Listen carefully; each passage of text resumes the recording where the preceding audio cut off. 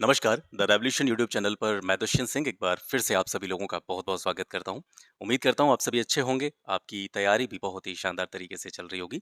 Spectrum की modern history की series हम कर रहे थे और इस पूरी बुक से रिलेटेड मैंने 50 वीडियो अब तक आपको प्रोवाइड करा दिए हैं।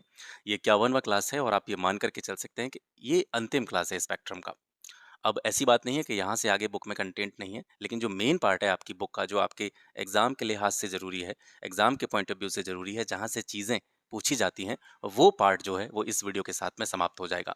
इसके बाद में जो पोस्ट इंडिपेंडेंस वाला पार्ट बचेगा, मैंने आपको पहले भी बताया है कि उसमें से हम सिर्फ़ सिलेक्टेड चीज़ें ही पढ़ेंगे, लेकिन उसको हम बाद में कर लेंगे क्योंकि अभी वो हमारे लिए ज़रूरी नहीं है। ऐसी बात नहीं है कि मैं उसको आपको कवर नहीं कराने वाला हूँ, उसको भी मैं आपको कंप्लीट कराऊँगा, लेकिन क्योंकि अभी उसकी नीड नहीं है, तो उसको अभी यहीं पे छोड़ देते हैं और as I already told you that we are going to start M Laxmikanth polity book, तो उस पे थोड़ा सा काम करना है। और इसके अलावा एनसीईआरटी हिस्ट्री का जो रिमेनिंग पार्ट था, जो बचा हुआ पार्ट था, 12th क्लास का जो पार्ट है वो मैंने उसमें ऐड नहीं किया है। बाकी 6 क्लास से लेकर के 9th क्लास तक मैंने आपको एनसीईआरटी हिस्ट्री भी कंप्लीट कराई हुई है और 10th क्लास हम बहुत ज़्यादा उस पर फोकस करेंगे नहीं। मेनली हम 12th क्लास की जो 3 बुक हैं, एंशिएंट, मिडिवल और मॉडर्न की, उसको कवर करेंगे। तो एनसीईआरटी हिस्ट्री वाला पोर्शन कवर कराना है, एम लक्ष्मीकांत की बुक भी आपको स्टार्ट करवानी है, तो इस पे थोड़ा-सा अभी हमको ध्यान देना है, ठीक है? तो ये अंतिम क्लास है और मैं आशा करता हूँ कि ये पूरी की पूरी जो बुक थी, काफ़ी लेंदी बुक थी और इसको हमने काफ़ी संक्षेप में समाप्त किया और समाप्त करते हुए हमने ये भी ध्यान रखा कि चीज़ें ऐसी ना हो कि शॉर्ट करने के चक्कर में या चीज़ों को संक्षिप्त करने के चक्कर में जो ज़रूरी चीज़ें हैं, वो भी छूट जाएँ। इस बात का मैंने पूरा ध्यान रखा है और मैं आपको ये विश्वास दिलाता हूँ कि अगर आपने बुक को एक बार पढ़ा है और बुक पढ़ने के बाद में अगर आप इन वीडियो से रिवीजन करते हैं, तो आपको बुक पढ़ने की ज़रूरत नहीं पड़ेगी, ठीक है? तो चलिए स्टार्ट करते हैं। आज का जो हमारा इस वीडियो का टॉपिक है, वो है भारतीय श्रमिक वर्ग आंदोलन, ठीक है? 19वीं शताब्दी के उत्तरार्ध में भारत में आधुनिक उद्योग धंधों की नींव पड़ना स्टार्ट हो जाती है। 1853 के बाद में भारतीय संचार साधनों में मशीनों का प्रयोग होने लगता है, जिससे हजारों श्रमिकों को एम्प्लॉयमेंट मिलता है, रोजगार मिलता है। और 19वीं शताब्दी के उत्तरार्ध का जो काल है, इसे आप भारतीय श्रमिक वर्ग के आरंभिक काल के तौर पर भी देख सकते हैं। यूरोप की बात करें, यूरोप में भी विशेष रूप से इंग्लैंड की अगर हम बात करें, तो इंग्लैंड में ये जो समय था, ये इंडस्ट्रियलाइजेशन का इनिशियल स्टेज था, प्रारंभिक चरण था। और औद्योगिकरण के इस प्रारंभिक चरण में इंग्लैंड में भी श्रमिक वर्ग को विभिन्न प्रकार की कठिनाइयों का सामना करना पड़ रहा था। भारतीय श्रमिक वर्ग भी इसी से अछूता नहीं रहा था और भारतीय श्रमिक वर्ग भी भारत में विभिन्न प्रकार के शोषण और कठिनाइयों को फेस कर रहा था। भारतीय श्रमिक वर्ग की बात करें तो ये परस्पर विरोधी तत्वों से घिरा हुआ था। इसमें दो एलिमेंट प्रमुख रूप से देखे जा सकते हैं। पहला क्या था? उपनिवेशवादी राजनीतिक शासन और दूसरा था विदेशी और भारतीय पूंजीपतियों द्वारा श्रमिकों का शोषण। यानी भारत में ब्रिटिश शासन था, तो एक तरीके से जो सरकार थी, अंग्रेज सरकार थी, वो इनका शोषण कर रही थी। दूसरी तरफ जो धनी वर्ग था समाज का, खास करके उसमें से आप विदेशी पूंजीपतियों को भी ले सकते हैं, भारतीय पूंजीपतियों को भी ले सकते हैं, वे भी श्रमिकों के शोषण पर तुले हुए थे।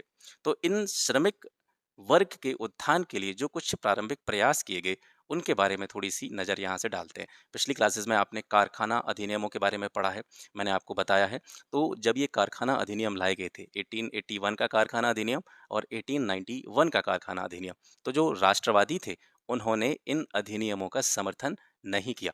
और समर्थन क्यों नहीं किया? अगर आपने पिछली क्लासेस देखी हैं, तो आपको इस बात का पता होगा। ना तो अ, बिल्कुल रियायत दी गई, बच्चों से भी 9-9, 10-10 घंटे काम करवाया जाता था, ठीक है? महिलाओं से भी 9-9, 10-10 घंटे काम करवाया जाता।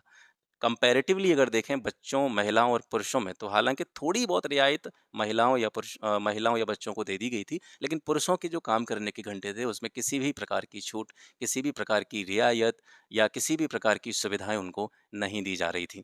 तो जो राष्ट्रवादी थे, उन्होंने ये माना कि ये जो 1881 या 1891 के कारखाना अधिनियम हैं, इनमें भारतीय श्रमिकों के उत्थान के लिए किसी भी तरह का कोई प्रावधान नहीं किया गया है और सरकार जो है वो भारतीय श्रमिकों की मांगों के प्रति उदासीनता बरत रही है। इस वजह से उन्होंने इन अधिनियमों का विरोध किया।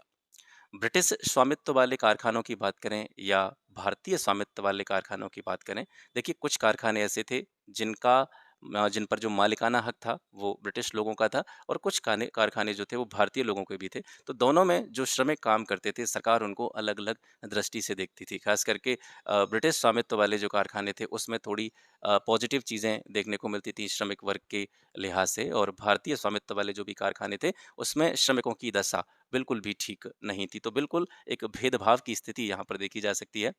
राष्ट्रवादियों का मानना था कि श्रमिक विधानों के निर्माण से भारतीयों के स्वामित्व वाले उद्योगों पर बुरा असर पड़ेगा। इस वजह से उन्होंने इन अधिनियमों का विरोध किया। यहाँ पर व्यक्तिगत स्तर पर कुछ प्रयास जो है किए गए थे श्रमिकों के उत्थान के लिए, उनकी दशा को सुधारने के लिए। इसमें हम देखते हैं 1870 में श्रमिक क्लब की स्थापना की जाती है शशिपदा बनर्जी के द्वारा, और इसके अलावा इन्होंने भारतीय श्रमजीवी समाचार पत्र का प्रकाशन भी यहाँ से स्टार्ट किया था, जिसमें श्रमिकों की दशाओं के बारे में जो लेख थे वो लिखे जाते थे। 1878 में सोराबजी सरपुजी बंगाली ने श्रमिकों की बेहतर दशा के लिए एक बिल पेश किया था। 1880 में नारायण मेघाजी लोखंडे के द्वारा दीनबंधु नामक समाचार पत्र निकाला गया, और इसके अलावा इनके द्वारा मुंबई मिल एवं मिल हैंड एसोसिएशन की स्थापना भी की गई। 1899 में हम देखते हैं ग्रेट इंडियन पेनिनसुलर रेलवे की प्रथम हड़ताल का आयोजन भी किया गया। स्वदेशी आंदोलन के दौरान क्या स्थितियां रहीं? स्वदेशी आंदोलन के दौरान श्रमिकों के द्वारा विस्तृत राजनीतिक गतिविधियों में पार्टिसिपेट किया गया, और इसी काल में जब स्वदेशी आंदोलन देश में चल रहा था, तो इसी समय श्रमिक और व्यापार संघों की स्थापना के प्रयास भी किए गए, और इसमें जो अलग-अलग प्रकार के व्यापार संघ थे या यूनियन बनाए गए थे, उनके बारे में हम प्रीवियस क्लासेस में चर्चा कर चुके हैं, ठीक है। तूतीकोरिन और तिरुनेवेली में हड़ताल का आयोजन किया गया। ये इंपॉर्टेंट पॉइंट है। किसके नेतृत्व में? सुब्रमण्यम अय्यर और चिदम्बरम पिल्लई के नेतृत्व में स्वदेशी आंदोलन के दौरान, ठीक है। प्रथम विश्व युद्ध के दौरान और उसके बाद श्रमिकों की स्थिति से संबंधित क्या चीज़ें रहीं? देखिए, प्रथम विश्व युद्ध के दौरान और उसके बाद की स्थितियाँ ऐसी रहीं कि जो वस्तुओं का मूल्य था या निर्यात जो था, उसमें वृद्धि होती है, लेकिन मज़दूरों की मज़दूरी जो है, उस पर कोई प्रभाव नहीं पड़ता है। वो न्यूनतम ही बनी रहती है, उसमें सुधार का कोई भी प्रयास नहीं किया जाता है। और इसी काल में भारतीय राजनीतिक पटल पर गांधी जी का अभ्युदय भी होता है।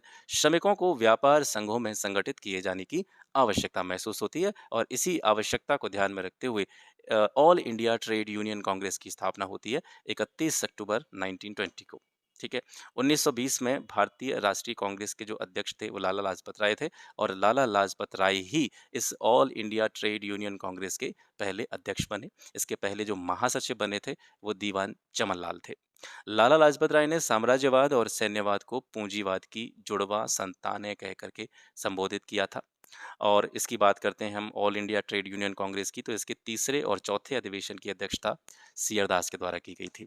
भारतीय राष्ट्रीय कांग्रेस के गया अधिवेशन में, जो कि 1922 में हुआ था, एक प्रस्ताव पारित किया गया और एटक की स्थापना का स्वागत किया गया। एटक मतलब, इसी को हम संक्षेप में बोल देते हैं, all Indian trade union Congress को ही हम जो है एटक बोल देते हैं संक्षेप में, ठीक है। तो कंफ्यूज होने की आवश्यकता नहीं है। तो गया अधिवेशन जो हुआ था 1922 में, इसमें इस all India trade union Congress की स्थापना का स्वागत किया गया। अपनी स्थापना के शुरुआती वर्षों में ये जो संगठन था, ब्रिटेन के श्रमिक दल के सामाजिक एवं लोकतांत्रिक विचारों से प्रभावित था। इस पर गांधीवाद दर्शन के सिद्धांतों का भी गहरा प्रभाव था। आगे देखते हैं, गांधी जी ने अहमदाबाद टेक्सटाइल लेबर एसोसिएशन जिसकी स्थापना 1980 में हुई थी, इसकी स्थापना में महत्वपूर्ण सहयोग प्रदान किया, और इस एसोसिएशन के साथ मिलकर के श्रमिकों की जो वेजेस थी, मजदूरी थी, उसमें 27.5% की वृद्धि करने के लिए एक आंदोलन जो चलाया गया था, उसको भी गांधी जी ने सपोर्ट किया, उसका समर्थन किया। 1926 में आता है ट्रेड यूनियन अधिनियम। इस अधिनियम के द्वारा व्यापार संघ जो थे, उनको वैध संगठनों के रूप में मान्यता प्रदान कर दी गई, और व्यापार संघों की गतिविधियों को नागरिक और आपराधिक गतिविधियों की परिधि से बाहर माना गया। जैसे कि किसी भी फैक्ट्री को लेकर के या किसी व्यापार से जुड़ी चीज़ को लेकर के श्रमिकों के द्वारा कोई भी हड़ताल की जाती है या कोई भी धरना प्रदर्शन किया जाता है, तो उसको आपराधिक गतिविधि के अंतर्गत कंसिडर नहीं किया जाएगा, ऐसा प्रावधान इसमें किया गया था। 1920 के पश्चात क्या होता है, साम्यवादी आंदोलन के उत्थान के फलस्वरूप व्यापार संघ आंदोलन में कुछ क्रांतिकारी और सैनिक भावना का विकास होता है। 1928 में गिरनी कामगार यूनियन के नेतृत्व में मुंबई टेक्सटाइल मिल में 6 माह लंबी हड़ताल का आयोजन किया जाता है, और इस कारणवश सरकार के द्वारा श्रमिक विवाद अधिनियम 1929 और नागरिक सुरक्षा अध्यादेश 1929 लाए जाते हैं। 1930 में गांधी जी के नेतृत्व में चलाए जा रहे सविनय अवज्ञा आंदोलन में श्रमिकों ने सक्रियता से भाग लिया, लेकिन 1931 के बाद में इसमें कुछ कमी देखने को मिलती है, जिसका कारण था 1931 में अखिल भारतीय ट्रेड यूनियन कांग्रेस में विभाजन होना, ठीक है। एनएम जोशी हो गए, वीवी गिरी हो गए, ये जो है Akhil Bharatiya trade union Congress, all India trade union Congress जिसको हम एटक कहते हैं, इससे ये अलग हो जाते हैं और अलग होकर के एक नया संगठन बनाते हैं, भारतीय ट्रेड यूनियन संघ। 1937 के जो प्रांतीय चुनाव थे, उनमें अखिल भारतीय ट्रेड यूनियन कांग्रेस यानी एटक ने कांग्रेस के उम्मीदवारों का समर्थन किया था। तो ये कुछ घटनाक्रम था प्रथम विश्व युद्ध और उसके बाद का। अब इसके बाद में द्वितीय विश्व युद्ध के समय और उसके उपरांत क्या-क्या चीज़ें हुईं। देखिए स्टार्टिंग में श्रमिक संघों और नेताओं के द्वारा युद्ध का विरोध किया गया।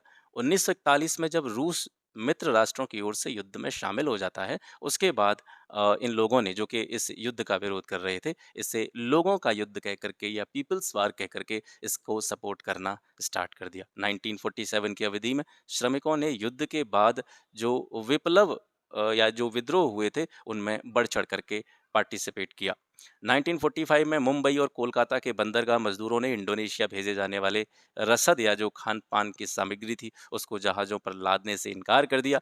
1946 में जो शाही नौसेना विद्रोह हुआ था, उसको भी श्रमिकों के द्वारा, मज़दूरों के द्वारा सपोर्ट किया गया, उसका समर्थन किया गया। और स्वतंत्रता के बाद में हम देखते हैं कि अलग-अलग राजनीतिक पार्टियाँ बनती हैं, अलग-अलग राजनीतिक विचारधाराओं का जन्म होता है और इन्हीं अलग-अलग राजनीतिक विचारधाराओं के आधार पर जो श्रमिक आंदोलन थे, इनका पोलराइज़ेशन हो जाता है, ध्रुवीकरण हो जाता है। ठीक है? तो ये था आज का सेशन। आशा करता हूँ आज का क्लास आपको अच्छा लगा होगा और जैसा कि मैंने आपको वीडियो की स्टार्टिंग में बताया था, ये स्पेक्ट्रम का अब रीसेंट अगर अभी इसी समय की कहें, तो ये अंतिम वीडियो है। बाकी जो पोस्ट इंडिपेंडेंस वाला पार्ट है, उसको मैं मुझे आवश्यकता जब महसूस होगी, तो उसको मैं आपको जल्दी ही वहाँ से कवर करा दूँगा। फिलहाल हमारा जो पूरा ध्यान रहेगा, वो लक्ष्मीकांत की पॉलिटी की बुक पर होगा और उसको भी हम इसी तरीके से कवर करेंगे। मैं कोशिश करूँगा कि उसको कम से कम शब्दों में और बेहतर से बेहतर तरीके से आपके सामने प्रेज़ेंट किया जाए और एनसीईआरटी हिस्ट्री का जो बचा हुआ मटेरियल है, उसको भी बहुत जल्दी वीडियो के माध्यम से आपके समक्ष प्रेज़ेंट किया जाए। ठीक है? तो मिलते हैं आपसे नेक्स्ट वीडियो में, नए टॉपिक के साथ। तब तक के लिए नमस्कार, जय हिंद, टेक केयर।